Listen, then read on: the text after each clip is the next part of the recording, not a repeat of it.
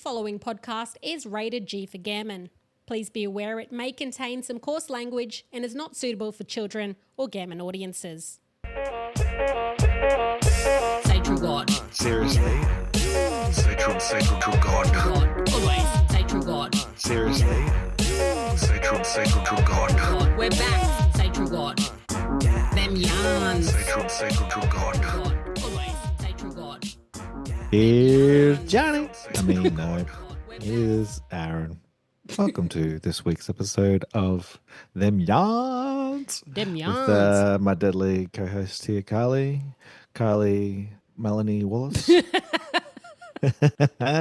Every week, the listeners are just going to wait to see what middle name you've given me that week. And let's just see if you ever guess it. Do you even know my middle name? No, that's why okay, that's good. Let's just keep guessing until we get it. And the day you get it, oh, mate, it's going to be awesome. So let's do that. All right. Sounds good. Good times. How you going, brother? I thought you actually didn't have one the way I was guessing. I was like, she would have told me by now she had one.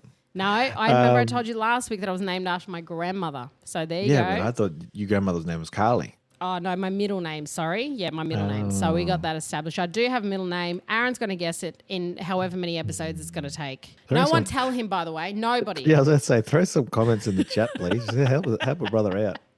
I am not good at guessing names. You're on M now. Last week it was L. Yeah. So, well, yeah. Maybe I should go back to A. Maybe I'll just try a few in each podcast. Just go through the alphabet. 26 names. No, I can't remember 26 names. No, you get one. You get one go. Everyone's just be like, this podcast is bullshit. We're out. Yeah. All he keeps doing is saying a full government name with a different full government name. Just had our identity stolen 6 times over. Oh my gosh. Anyway, how's your week going? What's happening? What's the goss? No gossip on my end. We're just doing some gardening. No. I don't know if you know this, but spring is supposed to be the time for gardening. So my lovely wife has decided that she's going to plant some flowers and rip up this deadly garden that I've been maintaining for 7 years. And what? That's the girls in the background, everyone. On time, as usual, right in time for the podcast recording. Let me grab my dog. Go and get your toy, idiot. Wait, I've got to chase her out. All right, now. So I had this little garden set up at the front that was easy to maintain, just weeded every now and again. But now it's got snapdragons and germanias and I don't even know what the name of these flowers are. This sounds like black kids' names. Germanias. Yeah. What is this? Snapdragons, Felicias. I don't know what the name of these flowers things are. But anyway, all these little flowers being set up in the front garden and I've had to cut down and dig up a tree and the roots are all through everywhere. So. Well, that's what you were doing the other day. I did see that. I was like, what is he doing? Just destroying gardens for no sake. No, it is for no sake. It's not my idea. But you know who's doing the hard yakka. Damn. So. Well, at least you got something going on. You know what? This week we've had some feedback for the podcast. Okay. I like that. Yep, I love that. Thanks to the mob who are like, feeding in on the socials of what we should talk about. And we've actually got a request to talk about identity, really.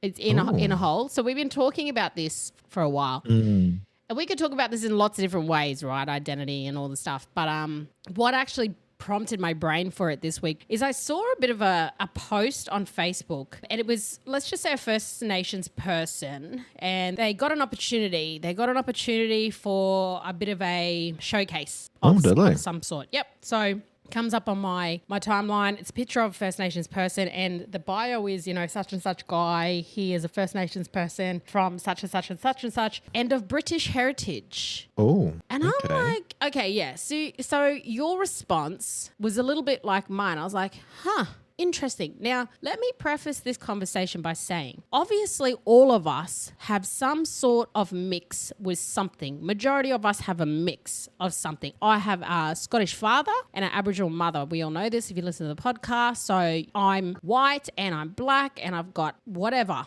right? Most mob have something else besides Aboriginal or Torres Strait Islander. But I've never seen anyone who's been brought up black declare their white ancestry. Yeah, like it is that. So interesting. it's for me, like, it depends on the context, right? So if I'm introducing myself in a black space, I'm going to say I'm a Dulgari Yidinji Aboriginal woman. It's not that I'm denying my white side, and I'll say, and my dad's Scottish. It's pretty clear. So that's as far as that goes. But who I am and who I've grown up as and who I identify as is Aboriginal woman. And I have Scottish heritage, obviously, but I'm not out here declaring it. When you're identifying as a black person, you're identifying as an Aboriginal or Torres Strait Islander person, or both, or whatever those things are for you. So in this context, it was for a First Nations thing, or So it it was a, I guess you could say he was awarded something, like an opportunity. was the opportunity First Nations? Yes. First Nations. It was. Yes, it was a Oh, First that's Nations even more opportunity, and he described himself as a First Nations man from such and such and such and such connection and British heritage. And I've never seen I've never seen a blackfella, Aboriginal or Torres Strait Islander, kind of like identify themselves as that, of like proximity to whiteness. And in that context of he's got an opportunity as a First Nations man and for a First Nations opportunity. And he's kind of declaring that white side. And to me, it kind of like went, why is he doing that? Now, that's his own preference, but I've never seen it before. To me, it gave me a really like, that's weird. And then I'm like, why is it weird? Then I started to kind of unpack it. And it's like, well, his identity is... in that context, it's like he couldn't possibly be successful if he wasn't also white. Yeah. So when if I'm a white person seeing that and I go, oh, he's a First Nations person and he has British heritage, well done. And it can't just be because he's black; it's because he's also white. Yeah. So just based on his blackness, he can't possibly have that. And I'm like, why declare your white ancestry like that? Because I don't know any mob that do that. I could be wrong. Or maybe this is the new way that people are identifying. Is this the new way? For me, strange. Never seen it before. What do you think? Well, I'll start by saying I have seen it before. Twice. Not twice. I've seen it in two very large examples. And when I say large, I mean as in like they're very out there about it. And the one was one of my deadly brothers that I work with in government. And the reason why he identified with his European side was because his last name was De Torbe. Yeah. And people were like, Okay, yep. look at this 6'4" black, like clearly black fella, like the loudest, biggest black fella you've seen in most places. Then he's like, my last name De Torbe. So he would say, who's his mom? His mom's from Northern Territory. He's like, I grew up on country, blah, blah, blah. And I want to shout out to my grandfather who was French. And that's where I got the deadly French last names. He called himself, he was a black Frenchman. And he's like, he was proud of that, but that's because obviously he carried the name of that. And it was so obvious that wasn't an Aboriginal last name. But we as Blackfullas, we don't have last names. Our last names come from land grabbers. My own family still holds the last name of the farmers, the land grabbers of that area that came there and settled in our traditional area.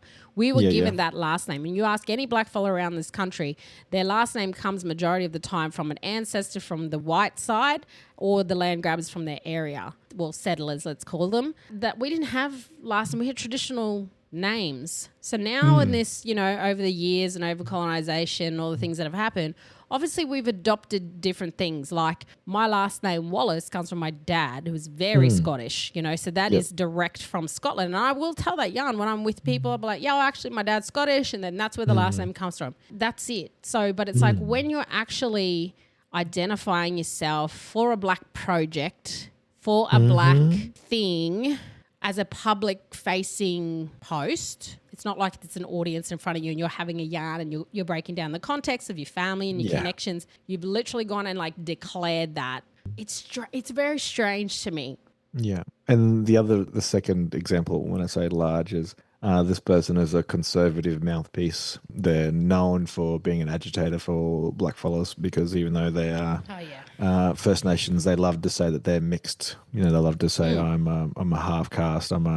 They like to use language that is offensive to blackfellas because that's who they are and that's how they make their money, I guess. So I'm not going to say their name, but he's only shown in like the Australian and other places. He's never actually in black places and black spaces unless he's trying to get notoriety for himself. So unfortunately, he has been given black opportunities He's had First Nations positions, and he's happy to be boosted by that. But at the same time, he talks about not needing identified places and all these other things, even though he himself has benefited from those very things that he's against. So that's the only Yeah. other time I've seen it where he's deliberately speaking about being mixed and half caste because he wants to invoke a reaction from blackfellas. He wants to create that, and he wants to be close to whiteness. He wants to, he's a Uncle Tom. That's what coconuts do. Is he wants to be close to that. So that's why he identifies in that way, is because he knows that it's agitating the blackfellas to hear somebody call themselves a half caste or a quarter caste or whatever he calls himself. That's so But weird. he never just says I am Aboriginal. He's always like, I am Aboriginal mixed. I'm a mixed Aboriginal man with, whatever heritage. It's a declaration for me. It's a declaration of your mixed heritage, because it has to be because you're trying to claim proximity to whiteness.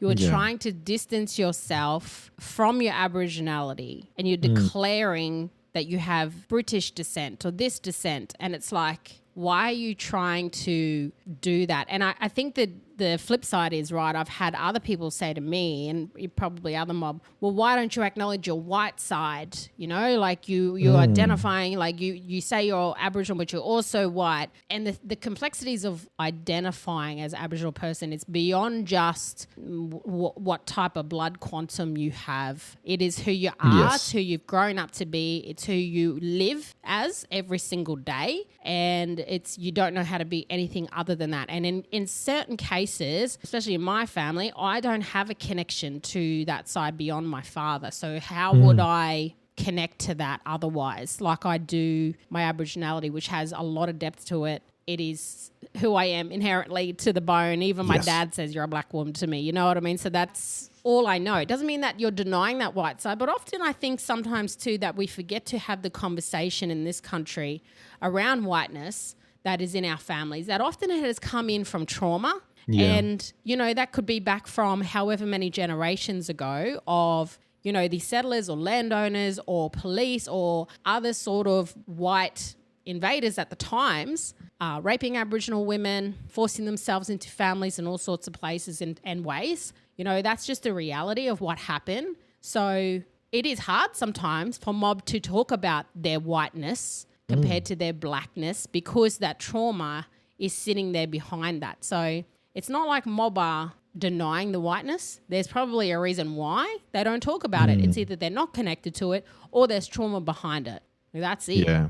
And I think for me, thinking about this conversation, I think we had this yarn a little while ago, probably in podcast number 3 or 4, where we spoke about identity and how it's gone from this place, back when, maybe the 80s and 90s, because of the political fight it took to be a black fella, you didn't have a choice. It was us versus them, right? There was no like, we're all one big happy family. It was literally like, these mob are trying to kill us and we're trying to fight for equality, and this is just how it goes. And so you were either black or you weren't. So even like people like my mum's generation who are South Sea Islander Aboriginal, it was like, no, you got to be one or the other. You don't get to be both. Yeah. Whereas, my generation, I pay respect to that Naga side, which comes from the South Sea Islands, and I talk about that as well when I identify. But that's not something that they had the opportunity to do. You had to choose. There was no this and that. And I think when I think about what you're saying around identity, and I think that's becoming more and more common with the next generation, is they're saying, well, yes, I'm Aboriginal, and there might be other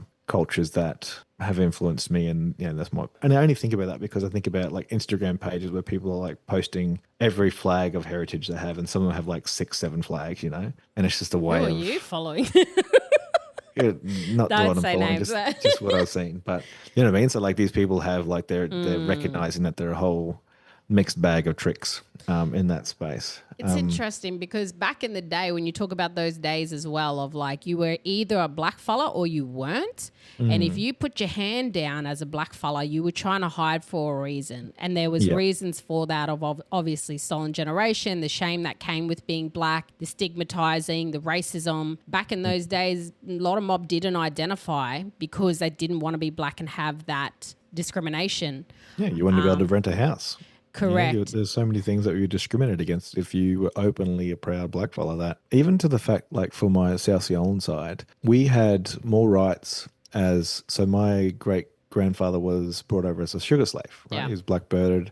He had more rights as an adult man, even though he was a slave when he first got here, he had more rights than my nan, my great nan, who was an Aboriginal woman. Even though she'd been here for thousands of years, he had more rights than her. So when she married him, she gained those rights Yeah. because then she'd married a non-Aboriginal man. Even though he's still black, he had more rights as a non-Aboriginal black person than she did, which is crazy when you think about it. It like is that, crazy. And you can see how it would have then created, and it's the same with Aboriginal and Torres Strait Islander people back in those, not even that long ago. Like my mum's generation, there was a lot of division with Aboriginal and Torres Strait Islander people. We're living up north in North Queensland. There's more mob from Torres Strait up them ways that we grow up with, that come and live on the mainland. And you got the struggle of that with Aboriginal people who are trying to gain their rights on their own lands, and then have Torres Strait Islander people that are coming down, and then obviously the South Sea Islander influence of North Queensland that you're talking about, and then the divisions that created because governments went, no, you're all blackies can all live together and get along. Completely different cultures. Yep. And then they intermarried with each other. And now we have complete mixes of like yourself, Aboriginal South Sea Islander or Torres Strait Islander Aboriginal. So there is that mix, and the identity is evolving that way, right, in North Queensland. But you can see, though, back in those days when Blackfullas at the time were not wanting to identify, and then you had Blackfullas who were identifying, who were mistreated, who did have their kids taken away, who didn't have rights, and have lived through all of that, and then get to this day and age and they see them same Blackfullas who never put their hand up to come through and now want the same rights that they had to bust their hole for everyone. Now they want to be respected elders. And now they want to be respected elders. It's really difficult. And I guess it's like the opposite of like not wanting to be white. Do you know what I mean? Of like, well, why would I want to be white when that's just been trauma, or I don't know that? Like, it's the same for someone who doesn't know their identity as a blackfella. Why would I don't know how to be a blackfella, even though that's my heritage. Do you know what I mean? But then you get these, like, it'd be like me now coming out to the Scottish community and going, hi guys, like, yeah, I'm Scottish. I'm Scottish 101. Like, where's my castle? Welcome me. And I think I've had this conversation with people around, when you're asked, what about my dad's the white side of my family? What about your dad's side? I'm like, well, nobody sees me as that. Like, No. I've never been discriminated against for being white. I've never been discriminated against for, having a white father. Everything that happens to me in this space is because I have brown skin. So, like, why would I acknowledge something that I don't see in myself, but also that hasn't really had any impact on me? So, like, my kids might be different with how they see themselves and how they see their identity. At the moment, they don't. At the moment, they just say they're by early South Sea. But, I think that's a difference in the generations as well. Like, what's the difference in the trauma from being a single parent of a black woman to growing up in a household with both parents? So, what does that look like? So, yeah, it's a very complex issue, but I will say that I'm on a few boards as a black fellow representing Bailey people, and I still get funny looks because I always say my full name, and I always say I'm a Bailey South Sea Island man, and all these people are like, Yes, because of those divisions we were talking about earlier. The South Sea Islander rights that those people had, even though they were slaves, like you said, and it was not their choice to come here and be left here. It has left a very complex issue in our community now of Aboriginal people and South Sea Islander and who's this and who's that, and that exists. That's very complex stuff that happens in our communities, and it happens in all sorts of places, but especially in kind of central Queensland upwards North Queensland. And that again is a result of government oppression. Definitely. And you'll love this. So my cousins, they're in Koori country down there in Wurundjeri country. And we were speaking about this, and I was like, they heard me introduce myself. I'm like, oh, you mob still using the South Sea up there? I'm like, yeah. And like, oh no, we don't use that down here. It's like, what? Like, you don't want to say your South Sea down here. Like, you just talk about your Bailey side, your Aboriginal side. It's they don't really have that same connection, I guess, with the Torres Strait Islander or the South Sea Islander side that we have here in Queensland, because we're everywhere. The Islander mob are everywhere as part of our communities. And I know this is a great segue to what you want to talk about later, but like, it's a really interesting, because my cousins work in government, and so when we talk about this sort of stuff, they're like, yeah, no, when we're in meetings, no, even though one of them has like real curly hair and stuff, it's like, oh yeah, I'm Bailey, blah blah blah. Whereas I'm like, I don't think I've ever just said I'm Aboriginal. Yeah. And that's probably my privilege to be. Nobody's really questioned what that looks like for me, but they don't feel comfortable doing that down there, down in Victoria and stuff. It's interesting, right? It's how you identify. And it's funny because like I make the joke all the time, like in my head, I'm as black as Whoopi Goldberg. That's what I look like to me. And I've always gone like, because all my family, we all different shades of black, and my mum was darker, and then obviously my grandparents were darker. Like we got darker brother, darker cousins, lighter cousins, you know, mob with blue eye, blonde hair. So we all different color, but we all grew up as one mob. There was no light skin, dark skin, you less, you more. And we in our hometown were known as the family. Our family is a local family from that area, so white people knew us as the black family. So because it didn't matter how light skinned I was, I'm the blackest of the black. And that's just how I've been raised. And then I forget that I am light skinned. But I was also I was darker when I was younger, you know. And then like the you were lighter proper brown when you were I dark. was proper, I was a proper little brown kid. And then I've gotten what's that? What was that thing? The merkin? You go wear your little merkin out when you walk the dogs and. I had to pick a different merkin colour because, but that's the thing I always like in my brain. I'm just black as Whoopi Goldberg. So when I actually tell people, when I say identify as Aboriginal, I'm a Dulgabara Yidinji woman. But I said I've never, when I tell people I'm Scottish, people don't say to me, oh, you don't look Scottish.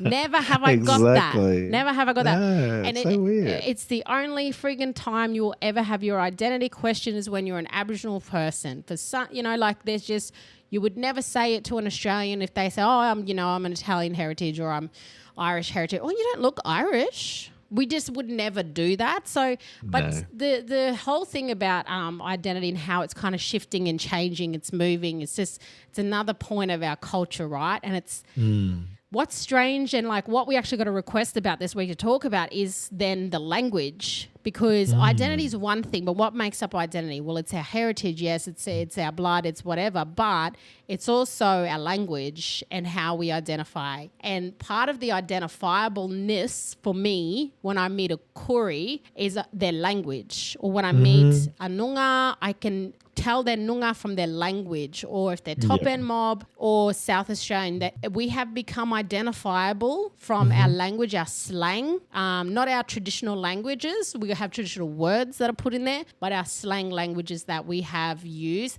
and our accents as well, you know. Definitely. Now the thing is that is now becoming blurred, and especially from Kooris. Now Kooris, I'm going to call you mob out, okay? Especially Koori men that are using the word bala. Kick back. You don't know. You don't sub it bala. Stop. Okay. You don't have any ballas down there. Oh man, North Queensland, right, and kind of central Queensland mainly. We have, like we were talking about, a lot of Torres Strait Islanders, a lot of South Sea Islanders, but mainly like Aboriginal and Torres Strait Islanders are mixed. And that's because the Torres Straits are only so small. A lot of people come down to the mainland for jobs, housing, school. So I've grown up with Torres Strait Islanders. My mum grew up with Torres Strait Islanders, you know, generational stuff. Go to school with them from a young age. So a lot of the time you will learn their slang and their Creole, and they will learn Aboriginal words as well, because it's a shared way of being able to communicate. Because we're very different. We'll have shared words, deadly, ma, you know, like we'll have those shared words, but then things like you heard me say before, bala, sabe, these types of words are Torres Strait Islander, but Blackfullas will also use them because we can understand each other. And even the way I sign out from the podcast every week, right? Yep. That's yo, like that's not an Aboriginal one. That's coming from the Torres Strait side. So there's different ways too. There's Yowal and there's Yowal. So there's different slang words, like we say for Murrays. A lot of Murrays will say, "Hey, which way?" You know what I mean? That's or something that's been going for a long time. Which way? That's a hello. What you doing? Which way? What's happening? That's what which way is. Torres Strait Islanders, which way? You know what I mean? So they have their version of, we have that Creole, we have the both ways. And that is that shared, like, I guess they're common words that two cultures sit side by side are learning from each other and having to communicate. Just as any other, you know, Baili and Gurangarang and others, you have shared similar words, different language. So it's the same thing. But now it's becoming blurred because Torres Strait Islanders, they don't often go south. Like they haven't really gone further than Southeast Queensland. You might get a couple in Canberra, might get a couple Few in sprinkled here and Sydney. there, but majority live in Queensland and North Queensland. Yeah. All So up and down. I just did the stats on this. You know, I love the data. You love the data. In Queensland, around 1 in 5, between 1 in 4 and 1 in 5, blackfellas are Torres Strait Islander. Yep. That's there the it mix. is. So that's only Queensland. So when you get out of Queensland, it's much lower. So Southeast Queensland and Cairns closer to 1 in 4. I think Cairns is Yeah, Kansas even- mini TI even- now. Yeah, there's heaps more. But yeah, then once you get out of Queensland, it gets right out there in the bit of the mix, and especially when you go like Yeah. South Australia, Western Australia, and I was only randomly doing this for work, and I was looking at it, I was like, oh, true. So like 1 in 4, 1 in 5 Queenslander blackfellas have at least some Torres Strait Islander. They might not be all Torres Strait Islander. They might be Aboriginal Torres Strait Islander. Yeah. But yeah, they have some Torres Strait Islander heritage as part of their culture background. And traditionally, they don't really go very south or far west. They kind of just stick around Queensland. You get a couple of families here and there that live down south. But the word bulla is getting said a lot by Corey men. Corey men, and I think Bulla Pat, started. He didn't start it, but he definitely influenced it. And also Spanian. So Spanian is the YouTuber. Ah, true. It is. But even not Bulla, but like Aboriginal words. So use of Aboriginal words that are now a part of street slang in Sydney. Like bread. Bread is a Koori word, right? Like is a Koori slang word for brother, like bread. What now, bread? You know what I mean? Like, you don't hear Murrays cruising around saying bread. What now, bread? We just don't. No, But for unless you're talking to a Koori. but even then, I wouldn't say bread. I just, it's strange for me as a Murray person to just start calling other people bread. I'd say, what now, bruss? You know what I mean? Or like, I'd still use my language with the Koori person. I'd listen to them talking their language and we can yarn, but I'm not going to change my entire identity to start using their language. But for some reason, the word bulla is getting used a lot by Kooris. And that's kind of blurring the lines because bulla and sabe, I've heard which way? I've heard la. Now la, when you say ila, you've heard ila.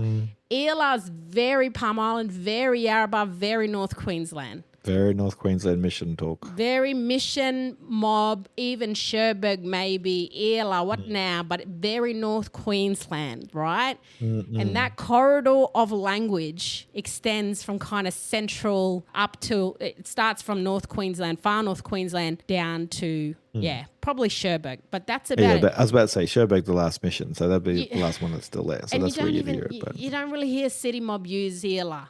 I've even heard Koori. I'm not going to say who it is, but I've heard a Koori who's kind of like influential down in Sydney ways, and he says la, and I'm like, I just don't. It doesn't sit right with me because it feels forced. It feels like it's not you. It feels like you've taken it from somewhere else. The use of language, bro, because it's weird for me. I wouldn't start cruising around saying, "What now, bread? Give me a dory there." Like that's completely Corey. You know what I mean? It's weird, bro. Like it's so weird. Sounds weird even coming out. So I guess I've got a few thoughts on this. One, obviously, Paddy Mills, all around amazing, Debatable. legend, is the reason why more and more people are using Bulla because throughout the Olympics in that lead up to that sort of stuff, he was always like game day Bulla, blah blah blah. So it was like his hashtag. So that was the hashtag. So my local basketball team that I play for, we were the Ballers, and then changed it to the Bullers. I was like, you know what, I'm gonna make it the Bullers, and some white people still call it Ballers. They're like, oh, you're still the Ballers. I'm like, yeah. Anyway, so I think Bulla Pat's got a lot to answer for that word being such a influential thing on them Corey mob because one of his cousins is down there and he's always using it as well, I guess. And the other thing I think that's making things so much more blurred is social media. So Totally. when you're on social media, when you're on whatever you're on, If you're on TikTok, follow us, by the way. You only need 5 more followers to get to Oh, 1,000. 5 more followers and we'll get to 1,000. Yeah, come on, you mob, follow us. But there's so many different, when you're looking at TikTok, it's like Blackfullas TikTok. It's never like Murray TikTok or Corey TikTok. Oh no, I hashtag Murray's. Don't you do worry you? about that. I hashtag Okay. Murray's with us. Don't Yeah. you worry about that, because to me it's very identifiable. Our language is very Murray. It's very Queensland, and we don't Definitely. pretend to be anything else. That's it. Yeah, but I think my point is like when you're on social media and you see them, I'll be like, oh, that's funny or that's deadly, and then like, okay, that then is how those lines get blurred because you see these people. Definitely. Some of them influencers you're seeing every day. They're always using that language, and you start using that language. Like that's how. I knew this from being CJ's Vines, because when I used to do my CJ's Vines page, and it was Aboriginal comedy, but it's obviously Murray influence. It's me. It's Murray humour. It's Murray words I would use. Which way, ela, knock it off, like our ways that we speak. The way that I talked on CJ's Vines was very Murray, and then I would get people going, what's that? And then I could see other people start using our lingo from like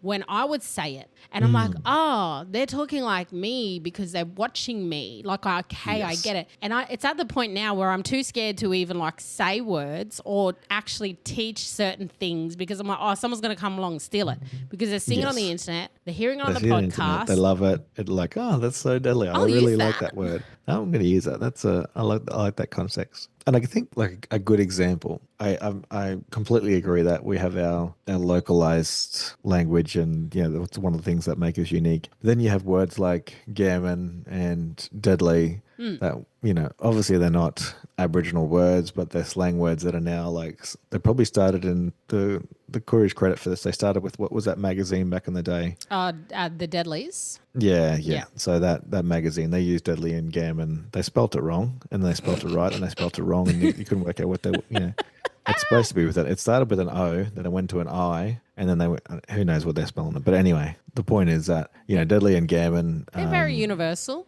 They're It fine. became this universal thing that started in a certain space, and then it spread out. So what we need to be careful of, I think, when we have these yarns, is like thinking about, okay, there is a benefit to that, but also like we need to make sure that we're keeping ourselves in check and not stealing other people's identities. And what Aaron's trying to say is, and what I'm going to say is, Corey, stay in your slang lang. All right? Your slang lang. Stay in your slang lang. Yeah, because that's what makes us unique. Don't start talking like Queenslanders and then try and pass it off as your own language. It's not, okay? We see you. We know what you're doing. Stay in your slang lane, all right? That's In the it. slang lane.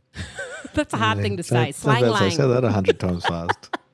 Can't even talk. They can't talk Yeah. about talking. Can't even talk. Can't even say What's this then? language. Yeah, so I think that's a really interesting development, and I'm really interested to see what the next generation does with that, because you'd have your kids that are growing up around and they're talking about it every day, but because the internet now is just so easily available, will we Yes. lose that uniqueness of Murray Kuri, I hope not. Nanga, whatever that looks like, because their influence, you and I grew up where you didn't really have anything on TV, you didn't have any other media, so you had nothing heard else that but the language mob that are around you. around you. Yeah. And so you had no choice, and you're just using it, and then you go other places, you're like, And we didn't travel as much back in the day. No. It's not like we were mixing with a lot of Koori mob, unless you lived on the border. Flights were expensive. Flights were you couldn't get out anywhere. expensive. The furthest we'd go is maybe Darwin, and even then it's Yeah. kind of very similar. But like if you I have to hear drive. in like 5 years' time some Murrays start saying Murich or start saying something from WA, I'm gonna start hot slapping people, because we just need to like keep that sacred like language for ourselves. And I know we all Yeah. travel now, and it's great to identify someone's different language. I like going to hear Corey speak. I think they talk like idiots, but that's just my gammon. I like listening to the different yarns. I like listening to the different Definitely. words for things. Oh, what's your mob word for bullyman here? Like, what's your mob word for police here? And then you hear the word for that area, for the slang word for, that thing. Or what's deadly for you, mob here? Oh, well, we say murich over here in W. Oh, deadly, I like that. You know what I mean? So that's very unique. It keeps like nungas, Murrays, Corys, and the rest. Yeah, I like it. If you change it, I won't be able to sleep at night. And that's if you can just Anyway, identity, brother. I think we're going to have to constantly circle back to this topic. It's ever It's constantly changing. evolving, right? Like I think Yeah. that's the big thing to remember is we're not gatekeeping your identity. You want to identify however you want to identify. That's up to you. We're just going to talk about it because it's great content. Correct. Deadly. Culture killers. Deadly. Deadly. Deadly. Stop it. Deadly. Culture killers. It's a deadly Deadly. thing. Deadly. Deadly. Stop it. Culture killers, the segment where we talk about pop culture. And are we cancelling things? Are we not cancelling things? This week we're talking about you are watching an old show, an old pop culture show. Yeah, so it's extremely popular with a very small demographic of people, but we were very passionate and very loyal. So we were part of the Glee Club. I don't know if anybody else Stop was it. part of that. But yeah, Glee was, for some reason, I loved it. Can you I don't know if it explain was- what Glee? Because I never got into Glee. Okay, I You was didn't get not a into part Glee. of Glee. My brother was into Glee. I think he was watching Glee. I don't know what I was doing when Glee was on, but can you explain what Glee was for everyone? I think you might not have liked it because you had to have like musical and dancing talent, so it might not have really appealed to you. I hate Anyways, musicals. That's the why I show- didn't watch it. Yeah. The show is about a Glee Club, which is like a singing Right. group at high school in America, and you know how they go over there. So everything's a competition. But this one is I really loved it. Firstly, because it's had great diversity. So they had Black, Asian, people with disability. They had pregnant women. They had Was this what women, Zac girls. Efron was on? Was Zac No. Okay. That's it's sort of like High School Musical. Oh, that was High School Musical. Yep. Okay. Yeah, My bad. so it's sort of like High School Musical, but it's just singing. So they just perform pop songs. So it could be like Christina Aguilera, or it could be Whitney Houston, or it could be an old rock song. So it was really deadly to hear like some of the songs that they would do, and they'd mix it up between like old classics and the contemporary music of the day. Right. And always had like a message around, like whatever the messages are about drinking or blah, blah, blah, blah, blah. But it was just a cruel show just because of the music. It was, it was easy just to sit down, turn your brain off and just enjoy some mindless 30-year-olds pretending like they're teenagers. See, that sounds painful to me. When you say, Yeah. "Oh, it's really enjoyable," you just turn your brain off. My brain would hurt watching that. Like just Yeah, you'd love it. no. Yeah, just give it a go. So you're But anyway, rewatching it. the point of reason why I was bringing it up is that we've started watching with the kids, and yeah, they're really getting into it, and it's been great for Mel and I to sit down and like, oh, that's right, they had Olivia Newton-John this episode. I forgot about this. That's really great. So it's all the music's coming back. So we're singing Whitney Houston and we're singing blah blah blah, and sitting there at the table dancing to myself, whatever, while we're watching it. But He's yeah, then such a the kids, geek. I love it. yeah, and then the kids are enjoying it. Well, two of the three. The oldest one doesn't like it. Yeah, I can see because why. Yeah, these two are very similar, to be honest. But yeah, so that's what it is. And so I was thinking, like when I was watching it, I was like, I wonder what other shows one would be great to watch with the kids Rewatch. again. Oof. But like, what's a great show that they should redo? Like, they want to redo everything. They want to do all these movies that come back. There's no original movies anymore. So what's like one show that you would rewatch with somebody or by yourself? Okay. But two, like what is, this show is going to be a hit regardless of what it is. So Regardless of the I know genre. that they're doing another Buffy, and Are they? and I think Michelle is obviously the main who was Buffy. She's signed on for it. I'm pretty sure. So I would love. I haven't rewatched Buffy in many years, so I would love to go back and rewatch the Buffy series because I was obsessed with Buffy like growing Were up. ya? Obsessed Did not with see that Buffy. coming. Really? No, I was obsessed with Buffy. Loved Buffy, loved Angel, which was the sequel kind of spin off to that. And it had Spike in it, which was a character. So loved Buffy. I was a massive nerd. What are you talking about? I was the world's biggest nerd at school. So of course I used to stay up at till 10:30 at night because that's when Buffy was on. It was on Tuesday nights. Yeah. Was it Mondays or Tuesdays? It was one of them. And it was at 10:30 at night. And then you had to wait up till friggin', or was it 9:30? It was 9:30 and then Angel came on at 10:30. Yeah. So I used to watch it. But probably Buffy. But you know which one sometimes I go back and rewatch series. The Yes. best series to ever rewatch is Breaking Bad. True. Have you watched I Breaking haven't- I haven't finished Breaking Bad. My days, bro. I mean, I was behind the times and I saw all the spoilers and then I was like, I'm not going to watch it. I know what happens now. Okay, you know what happens. But you know what? Yeah. Watching it and just knowing what happens, totally different things. Like it is a masterpiece of a series. Yeah, so that's probably, and you know what another one for me is, if they would remake it, which would be awesome, is Entourage. Do you remember Entourage? Yes, With Vinny? yes, that would be amazing. Would be so good, right? Imagine if they Yes. did a I new loved like Entourage where they're at now. Oh, I'd watch it. And Yes. Jersey Shore, like I love Jersey Shore as well. So I know they're remaking a bit of Jersey Shore and they got new seasons out, but that's probably my top ones. What about you? What else would you want Entourage, to see? I didn't think about Entourage. I think that Entourage, would be- bro. that would be really Can you deadly. remember how influenced everybody was from Entourage? There was not a person in the early 2000s that was Yeah. not friggin' influenced by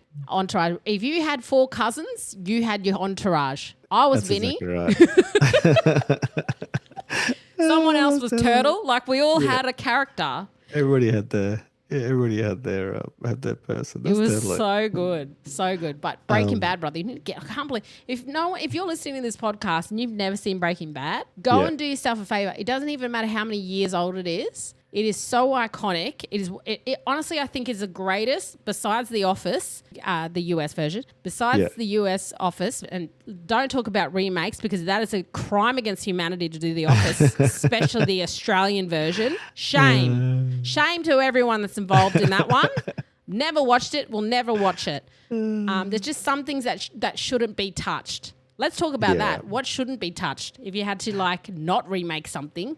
One that wasn't remade but reborn that I really liked was Karate Kid. Karate Kid, yeah. like Cobra Kai. I thought they did that really well. The first 2 seasons, yes. Yeah, they went too far with it, but Too far. I think, I think that was a really good one. So it's like, there's something like that I think would be cool. A controversial because Okay. the person should be in there. But I'd love to see some sort of version of like the Cosby Show come back. I knew you were going to say that. Like, Not Bill He- Cosby. he was not the person that we thought he was, but for 20 years he was everybody's dad. So like, you need a show like that to come back. You know, I don't know if it's a Where Are They Now. And then they tried like Fuller House. From Fuller House, that didn't work. But yeah, the Cosby Show was it for me for so long. So I could say something. Okay, if we're talking about Bill Cosby, can we also chuck in another one? If I'd love to see it remade, it can never be done. But the Crocodile Hunter. I'm sorry. I'm sorry. yeah, I'd love for Steve to just come back and do that. It would be Yes. amazing. Maybe Yes, it even would. Bob, but Bob just doesn't have the same flair as his Bob dad. doesn't have the same flair, but He's got flair, but in other ways, but not like his father. He could be running around in his Calvin Klein jocks doing it, and it'd be a whole new.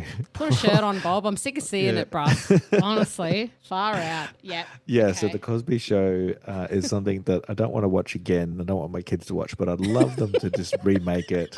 I don't know who would play him. Maybe it's like a Kevin Hart or somebody really eccentric.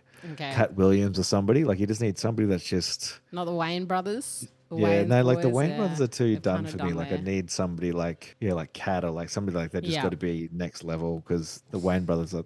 I enjoy their movies, but I think they're very predictive. They're Predictable, very yeah. predictable. True. Have you you know. ever seen Shameless? Yeah. I would Yeah, love like to. that one. Like, I hated that series ended. Like, I Yeah. hated that. It didn't have to end, and the way it ended, like, talk about rage. Like, Yeah, I yeah, was yeah. like, really? That's it? After all of that? Like, I want to see them now as adults. I want to see what their lives are. Let's remake it. That's all I'm going to say. Shameless is also a very good series. I just hated the ending. Yeah. I think the other one you've already said The Office. Like, The Office is iconic. I don't think you could remake that. I think Oh, it well, is they untouchable. try. They still do. That doesn't stop anyone, does it? Shame. So angry. This is a random one, and I don't know why. I mean, I know why it stopped, but I think black comedy had a really good place there for a while. I don't know if they ran out of that's right. jokes, but I think I really would have liked that to have a bit more legs. I think, there's some, they really come up with some iconic pop culture moments, obviously, and the reason why I thought about it is, like, obviously everybody says, you still got a lot of white people say, "What's this then, slut?" But what's her name? I feel like I'm drowning, but I'm like a jogging. And then Blackfullas see me, they're gonna spin me because I'm proper lovely. What's her name? Brooke. Tiffany, Yeah, Brooke yeah, yeah, Satchel. Yeah. yeah. Brooke Satchel, like that. For me, that was one of the She trying most to say I'm amazing. not Murray. Oh my Yeah, yeah. God. But it Yeah. was such a great, like, it was great politically, and it was hilarious because she Yeah. played the role perfectly. But when you actually thought about it, she was typecasting what you're talking about, like Yeah. white people taking black culture and appropriating that and then using language that isn't theirs. But She was she the just she did it was the so, white girlfriend to a black man, and she just yeah, really there's it one of was those in, perfect. in our culture, but in every family. But yeah, black comedy it kind of it took a different turn. So I don't know, who knows? It might make a comeback in the next few years. Over the years, black comedy it is very limited to what you can say and how you say it. Like the jokes, Yes, everyone's done the joke. It's how you do the joke. definitely. So, and then I think with TikTok came out, it's kind of like, well, do we need a black comedy show anymore because everyone's doing it? Everyone's doing it. Yeah. So who knows? Yeah, I don't know what other shows I'd bring back or rewatch. Like if I had to rewatch something, yeah, I'd say I can rewatch The Office at any point in my life. At any point. At any Yep. point, I can put on an episode, and that's when you know a series is just like, mwah, it's like perfection. At any point, you just put on an app, and it's laughs, it's relevant, it's still good. Yeah, this is pretty racist, but the only show that doesn't have a black fella in it that I love to rewatch is The Modern Family. I love Modern Family. Everyone loved Modern Family. And I think that was a really great. We'll rewatch that one with the kids as well. I don't know if they could remake it, but I think that was I think it was really really well done. And I think whatever the 8 seasons, whatever they did, I think it was really really well written and really well done. Yeah. So that's something that they could redo. And this is a really niche one that not many people would have seen. Okay. But it's a show called Sense8. No, and never seen it. I was obsessed with it, but it only ran for one season because it was that expensive to make. What was it? What was it about? So it was about these 8 different people from 8 different countries, and they were all connected by their. And I don't really know how to say it without giving it away, but like they're all connected by their brain, right? And so what would happen was they could see other people, like they could see themselves. So if you and I were sitting here, and then all of a sudden, like I'm not in your body, but I can see what you're. I can What see was what it you're called? seeing. Sense8, SENS Sense 8. 8. I think Yeah. that sounds vaguely, yeah, I don't know. I can kind of remember it. Can kind of remember that. I Yeah. love that one because I love any show with diversity, right? Like diversity of people, diversity of cultures, Yeah. whatever that looks like. And it literally had 8 different people from 8 different places. And, it's not a show for kids. Yeah. There was love making and swearing and fighting and all these sort of things. But it's such a really cool storyline to think about these people like completely different backgrounds, different occupations, different socioeconomic levels, and they're just switching between these bodies and just being like, what is going on? And they're obviously fighting, not obviously, but the whole point was that they're trying to fight this bad guy or this bad person who's trying to capture them and whatever, steal them. Yeah, But that does it was just so sound expensive familiar. because it was filmed in like All the different actually went countries. to South Africa and actually went to Korea and actually went to Scandinavia and filmed all these places. So like everything about downfall. it is amazing. But yeah, then they ran out of money. Do you remember Heroes? Yes, and Yes, Heroes. That's the next one I was going to Heroes. say. Come That's on, bring it exact next back. one. So I didn't God, say that Heroes was first good. because I went from Heroes into Sense8. So that was like my transition. I was like, oh, yes. I'm Yes, going from Heroes and Heroes. Sense8 is going to be my next Heroes, And then they just ran Yeah. out of money, unfortunately. Maybe that's what I was getting it kind of confused with Heroes, because Heroes was a little bit similar. It was around the same time about Yes. superheroes, like people with superhero Yeah. powers and stuff. And it really got everyone like hooked. Yeah. Everyone was hooked It on was deadly. Heroes, man. And what was the other one? And the plane crash and they on an island. What Lost. was Lost. Yeah, Lost was Yeah. good, man, for the first 2 series. First two. But if you want to watch a new series, what's a new series that you rate? What should people be watching? Okay, can I tell you what mine is? And Yes. I am so psyched for summer. None of you will hear from me because what's that goddamn show that I like? Cass and Kim. No. Oh, the one that's What's it called? Yeah, Kath and Kim. I'll be doing that over summer. Don't worry about that. Ghost no, Australia? Stranger Things. Stranger Stranger Things. I had a complete I really blank. liked the first season, but I Oh, didn't bro, catch you need to up. get into it, okay? Now, I'm going to start my rewatch of I think it's season 4 is the last one, and they really be dragging this season 5. We have been waiting literally like 4 years. I swear to God, it's been like 3 to 4 years in between kids will season be 4. I'm an elder now. grandparent. I'm an Yeah, elder. that's I've got kids will be grandparents grays now because I've been waiting that long. I'm in the elders tent now. You're It's the Stranger elder tent Things is watching finally Stranger dropped. Things. The last season of Stranger Things. So I'm going to start my rewatch of season 4, catch up on the what's happened. So then when season 5, so they're dropping end of this month in November. They're dropping the first, I think it's a last 3 or 4 part thing, right? So over Yeah. the summer. And then literally I think at like New Year's Day or something is the last ep. So I'm so G'd. You don't even know, man. I did not know. I Holy. it started getting a bit weird for me, and then I sort of switched off. You know what? I think when I first started watching Stranger Things, I was like, this is weird. I don't like it. Turned it off. Did the same thing you did. Then I was like, oh, look, I'm just going to give it another chance. I got into it, and I'm glad I did. I still don't understand every single part of it. But honestly, the friggin' last couple of seasons are iconic. True. They are so captivating. This goddamn stupid show is so captivating. And I've been waiting. I can't even tell you. It's been that long. If you ask me what Stranger Things about, couldn't tell you. It's been about 500-600 years since the last season. But I am finally gonna get what I've wanted for the last few years as long as everybody else. And I'm keen as for Stranger Things over summer. This is it. The final chapter. Whew. See, I'm geeing up.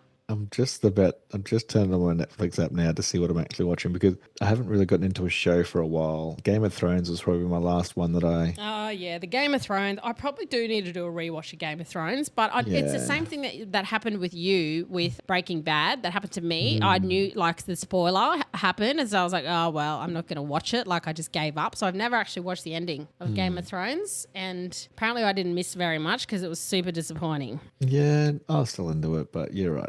It didn't end the same way you thought it would. Yeah. There's probably 1,000 shows that we could talk about here, but yeah, I just wanted to have that yarn to say, we started watching Glee again and Bring we're it back. getting into it. So Let us know if you're listening to the podcast and you think this would be a show I'd rewatch tomorrow. We haven't mentioned yes, it. Let us know, man, because let us know because I'll start watching it now because I got nothing. It's Christmas soon. I got nothing on my list. I just looked at my list, nothing on my watch list that I want to watch. So send me all the crime things, but send me I love a series. And I swear to God, if Stranger Things doesn't end on a note that I like, I'm burning down everything.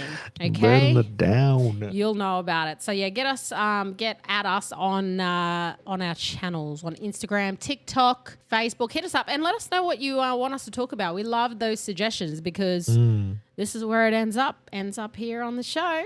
That's it for this week, bros. We'll see you next week. Yes, ma'am. Let's go. Lego. Sexual. Sexual.